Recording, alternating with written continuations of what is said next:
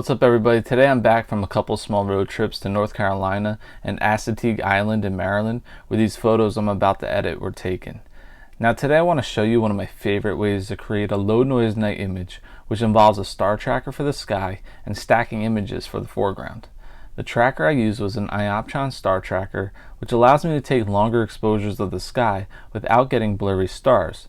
However, since it is slowly moving, you get a blurry foreground. So I need to take separate photos of the foreground with the star tracker turned off. Now the 4 photos I took here were roughly 70-second exposures. I typically shoot my foreground between 1 to 2 minutes each, 4 or 5 times for my stack. You might be asking, why not just shoot one 10-minute exposure for the foreground? Well, I start to notice hot pixels after 2 minutes, so to prevent that from happening, I prefer to just stack shorter exposures. So let's get started by prepping the photos before bringing them into Photoshop. Alright, so what I'm going to do is select all my photos and go to Remove Chromatic Aberration and Enable Profile Corrections. That looks good. Next thing we're going to do is increase the sharpening. I'm going to put mine around 60. You don't want to over sharpen too much right now because you could actually add more noise to your image, so use it sparingly. Now I want to select my foreground images and adjust the white balance. It's a little on the warm side, so I'm going to cool it down.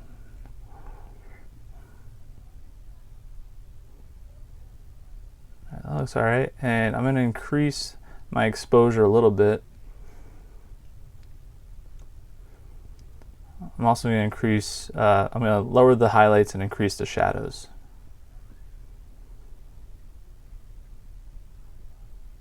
Right there looks good. Alright, I'm not going to go crazy right now. We could do further adjustments later. This is just to get me ready for Photoshop. And I want them to look pretty similar, the sky and the foreground, so we're going to make a couple small adjustments to the sky as well. I'm going to cool it down a hair.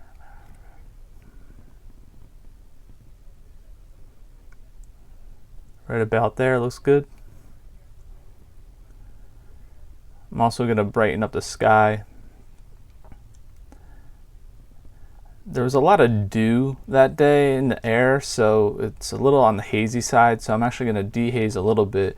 You don't want to go too crazy because it actually kind of makes the image look purple, so just using it very sparingly. And I'm going to create a gradient and do a little bit more dehazing just on the upper portion of the sky.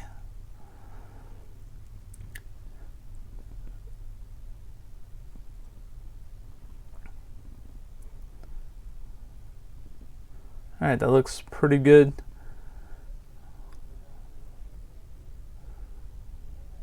The colors aren't too off, and now we're going to select all the images, go to Edit In, Open as Layers in Photoshop.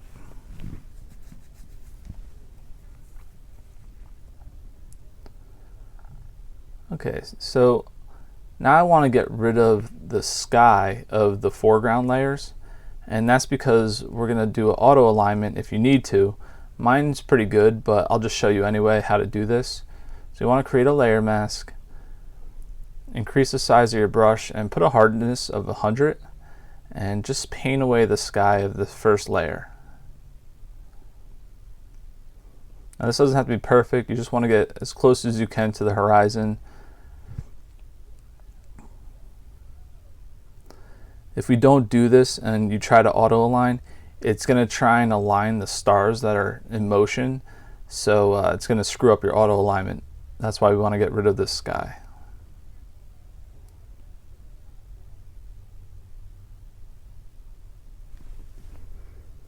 Now that looks pretty good. We want to copy this mask, so click and drag the mask while holding Option key on your Mac or Alt key on your PC. And there we go. We just revealed the sky that we're going to replace it with. And now I want to go to Layer, Smart Objects, Convert to Smart Object. Again, if you have to auto align, you would do auto align first and then go to this step.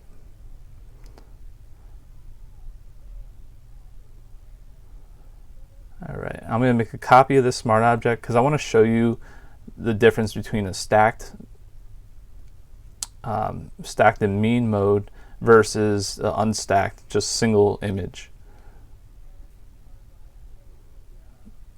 Okay, you can see how clean that is, and that's only for 4 images that are stacked. I'm at 400%, and look at the difference between 1 image versus 4. I cleaned it up, it's a little sharper, so I highly recommend stacking a few images for your foreground. Alright, now we got to work on blending our tracked sky with our clean foreground. So I'm going to make a copy of the sky, and I'm going to want to make a layer mask for my foreground. I'm going to just start painting away the rest of that little bit of sky that's left. Now for this particular image, I experimented with a few different ways to get rid of the remaining parts of the sky, and select and mask didn't really help me out a lot. It actually made things worse. So I'm not going to do that, and I'll show you exactly what I'm going to do in a minute. First, I just want to readjust the sky layer and put that in a better position.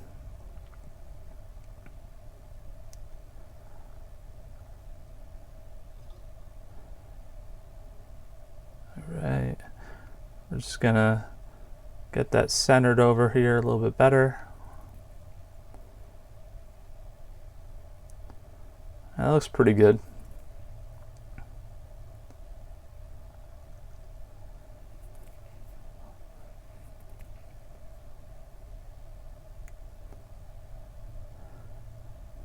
Alright, so I'm going to increase my opacity back.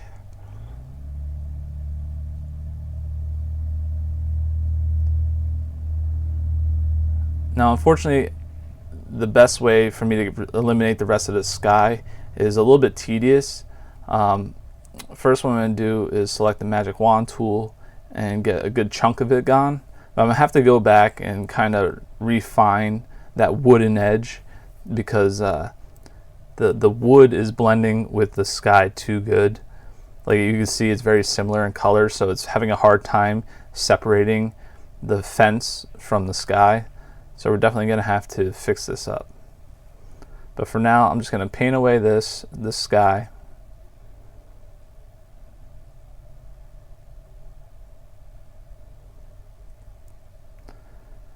We'll deselect it. I'm going to paint away the parts that I missed.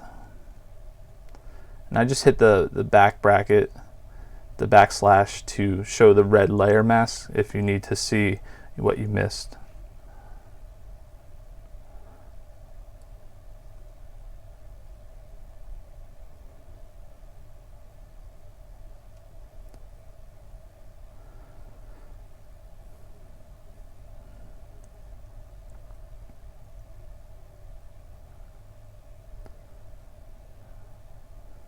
Alright, that looks good. Don't worry about the fence, the choppy parts. We're going to fix that up in a minute. Before I do that, I want to do these pieces that are a little bit lower, and we're going to use the polygon tool and just draw out the sections that we want to paint away the sky.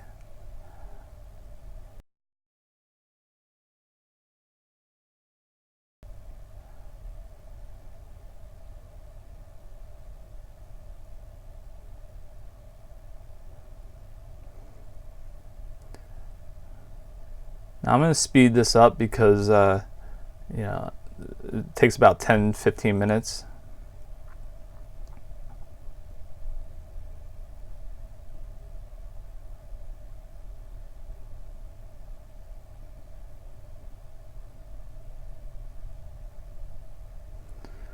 Alright, now that that's all done, we want to fix the wood that got messed up from the magic wand. So I'm going to pick a brush size that's pretty small, and I'm going to put the hardness up to around 97 to 100. And I just want to start painting back the foreground.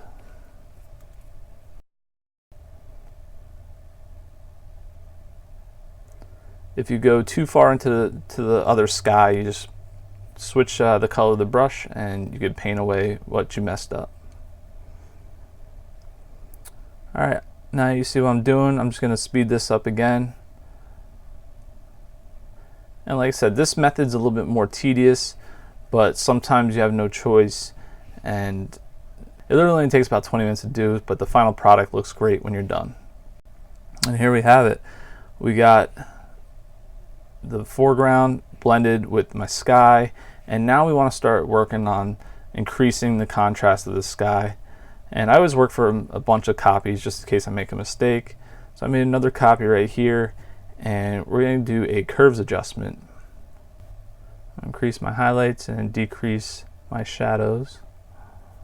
Now you don't want to go too far because you want it to blend pretty natural with the foreground.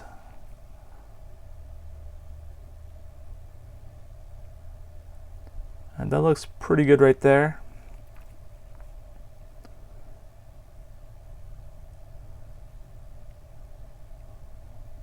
Just checking the image. Alright, next thing I'm going to do is burn the shadows some more and really start to bring out the detail in the Milky Way dust and the core. And I'm also going to do a little bit of the sky as well.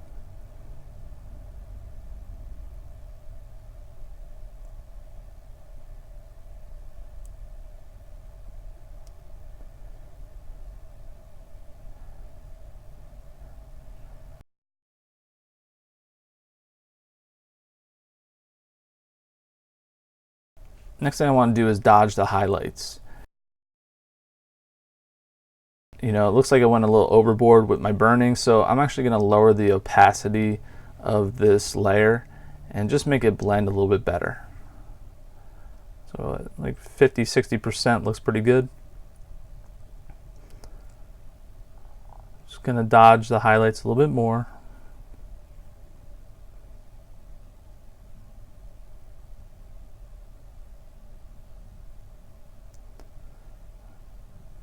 I'm just going to play around my curves layer too and lower the opacity as well.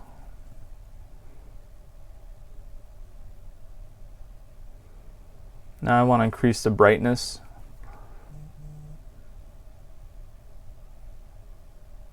That looks pretty good.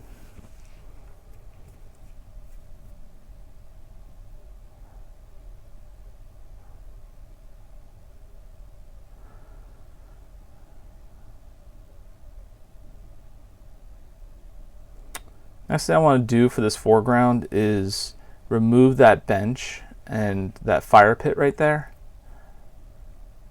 But before I do that, I'm going to flatten the layer and make a copy.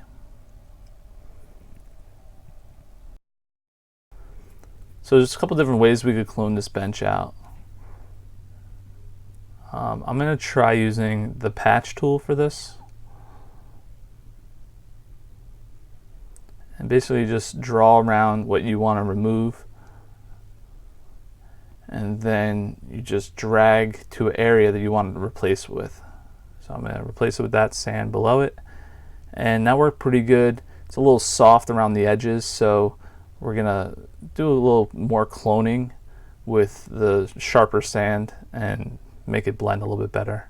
So I'm going to go to the healing brush and clone some areas of the sharper sand.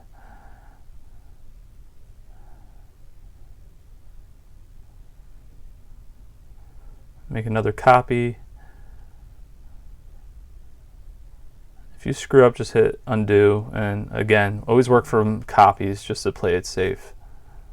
I'm just going to lower the opacity of that, just kind of blend those lights a little bit better.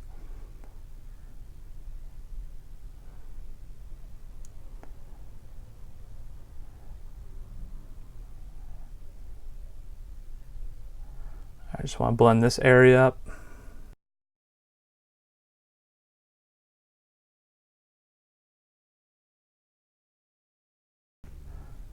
I'm going to flatten the image, and we're going to bring it back to Lightroom. But you can see everything looks pretty nice and blended. Alright, so I'm just going to fix this up a little bit more and bring back a little bit some of that detail.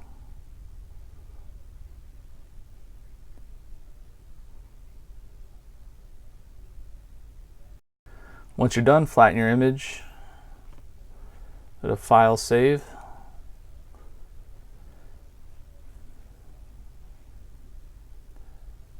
And let's go back to Lightroom and we'll do a couple more edits to this picture. So here's our new blended image, and I just want to crop out that tent and also fix the horizon a little bit. I want to make it look like I was the only person there. And next thing we want to do,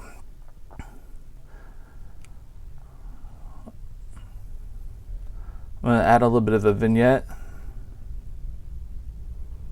and I want to darken this foreground a little bit more because I just really want the light from the tent to pop. So I'm going to increase the contrast.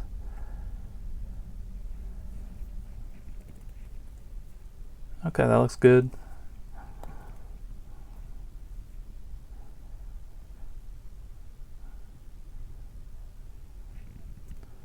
Now what I'm going to do is I want to add clarity, but I don't want to do it to the whole image. So we're going to just draw this oval here. I'm going to increase my whites, and the clarity will help bring out a little bit more detail in the Milky Way and add a little more contrast. Put the noise reduction up a little bit for the sky. That looks good. Okay, everything looks nice.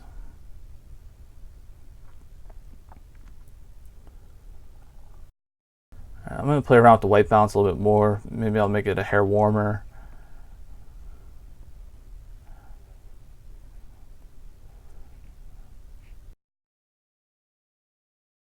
You want to get as neutral as possible. Now if you have Nik software, I like to bring it to color effects sometimes and do a couple different things with that.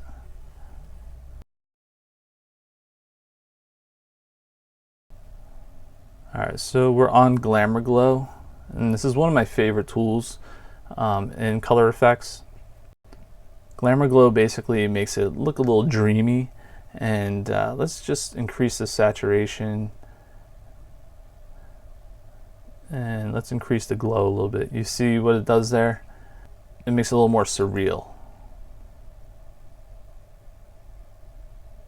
So just play around until you get a setting that you like.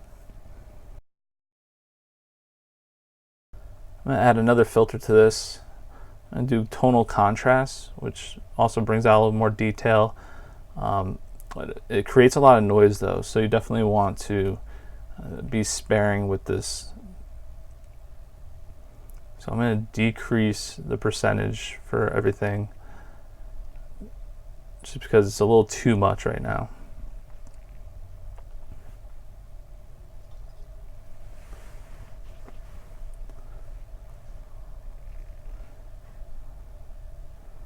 Alright, stick with 25%.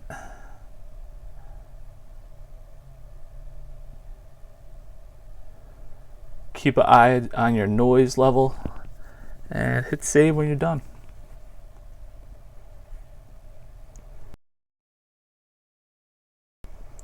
There we have it. There's our final image. This is, like I said, one of my favorite techniques to get a really clean foreground and a clean sky blended together, and it looks fantastic. You can see either option's good. Like I said, it's a little bit of personal preference. If you want a little more dreamy, you just want to make sure that you're not introducing noise back into your image. So you got to be careful with some of these programs. Okay, I hope you guys learned something new, and please like and subscribe. Take it easy.